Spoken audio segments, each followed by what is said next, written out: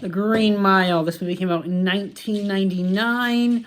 Stars Tom Hanks, Michael Clark Duncan, Gary Sinise has a role in here, very small role. Bonnie Hunt is in this movie, and it is directed by Frank, Darabont, who I believe he directed Shawshank Redemption as well.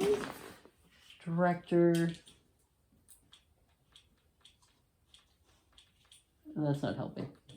Yeah, he directed other stuff. I believe he directed Shawshank, but maybe I'm wrong. Anyways, guys, Green Mile, 1999 movie. This movie is a classic. It is the 25th anniversary of it. I was able to see it in the theater tonight. And I do own this movie on Blu-ray. It's a movie that I don't watch that often. But boy, when I watch it, do I love the hell out of it. And I go, wow, this movie's incredible. It's one of those movies that if you see on TV, you'll turn it on and just finish watching it. It doesn't matter what point it's at. You just finish watching it. And it's just such a great movie. This movie is so stinking incredible. The performances from Tom Hanks, Michael Clark Duncan, all of them just truly spectacular. Sam Rockwell has a role in this, and he's Psycho in this movie. There's just some truly stupendous performances in this movie. The cinematography in this movie is so wonderful. How they made Michael Clark Duncan, who was a big man, feel even bigger than what he was. Just truly incredible. If you don't know what this movie's about, it's kind of a hard movie. About a gentle giant of a prisoner with supernatural powers who brings a sense of spirit and humanity to his prison guards. Yeah, I guess that kind of sums up the movie. It's just truly a beautiful movie about a man by the name of John Coffey who enters this prison cell. He is a murderer, but he has these powers, and you learn more about him, and it's just such a wonderful movie. I forgot how funny this movie is. For the first 2 hours, this movie's 3 hours long. It does not feel like it. The first 2 hours really do fly by, and there really is some really good funny moments that I just totally forgot about. This movie's funny. And I just forgot how funny this movie is for the first 2 hours. The third hour gets very much the exact opposite. It will make a grown-ass man cry like I did tonight. I was bawling my eyes out in the theater. My nose is still plugged. But yeah, this movie is so sad by the end, but also bittersweet. There's so much like message to this movie that still 100% relates to today. It takes place during the Depression, the 1930s. And I just didn't realize how much message is in this that still relates to today, of how people are ugly and people are evil, and how good people tend to have to do terrible things. And while terrible people will be like, who cares? Good people will truly hate themselves. And god damn, it just hit me tonight. It really hit me. Because Tom Hanks' character, he has a heart of gold. He's treating these prisoners who have done terrible things.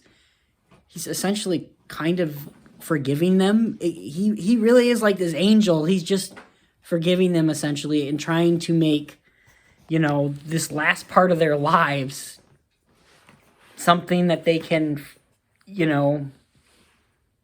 have, some joy and go to the electric chair, knowing that they did terrible things. But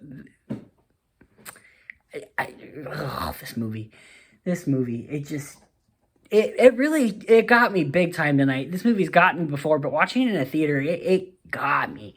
There's just so much beautiful stuff about this movie, and just messages of how we as people tend to see the ugly and focus on negative sometimes instead of figuring out all the facts and finding the truth.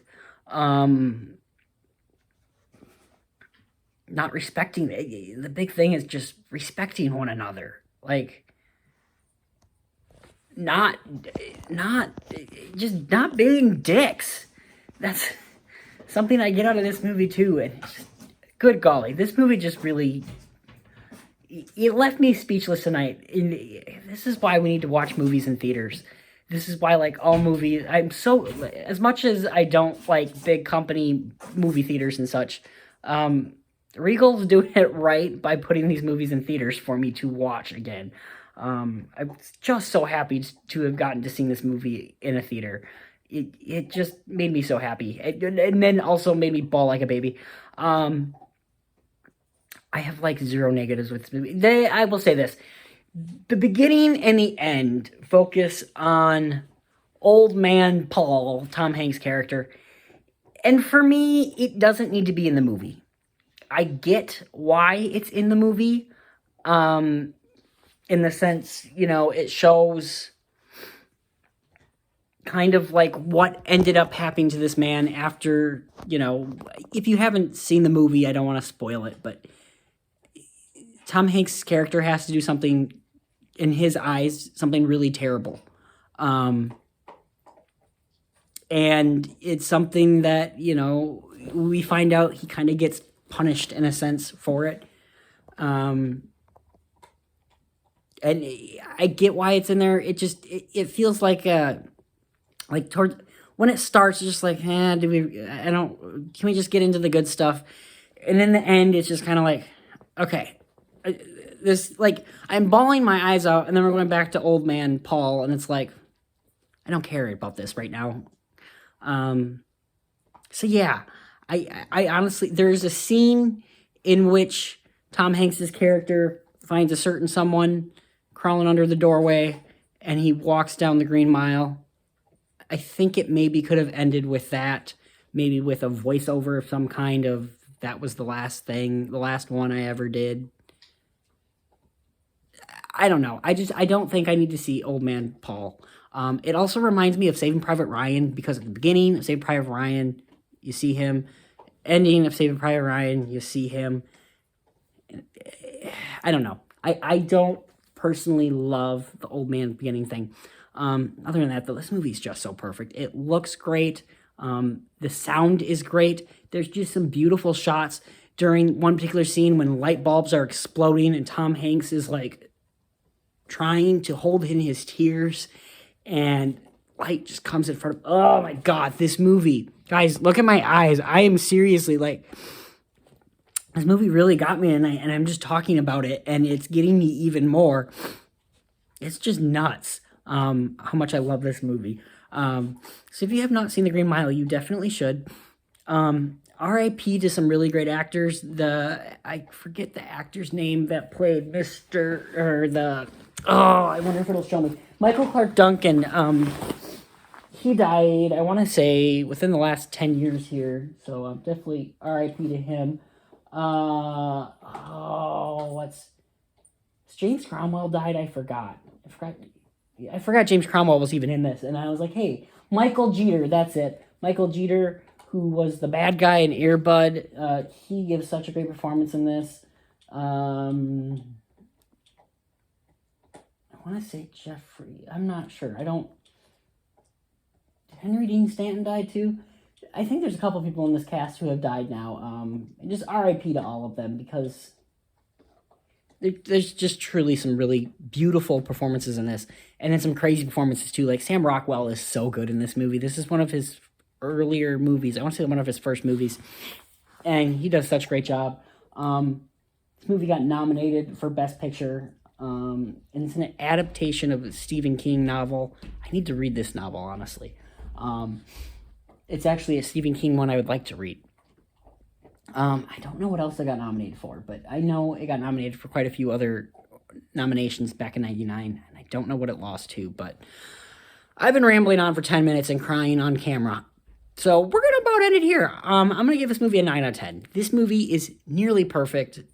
I love this movie so much. If you have not seen The Green Mile, do yourself a favor. It's got to be on something. Is it not on something? I mean, you can get it from you can get it from the library, or rent it, or buy it. Heck, I'll borrow it to you. I have it. I'll borrow it to you. It's that good of a movie. Everyone should be watching this movie. So yeah, guys, that is my review for The Green Mile. I hope you have enjoyed this strange movie review where I'm crying on screen. I hope you guys have yourself a great night. Don't do anything I wouldn't do, and we will see you next time.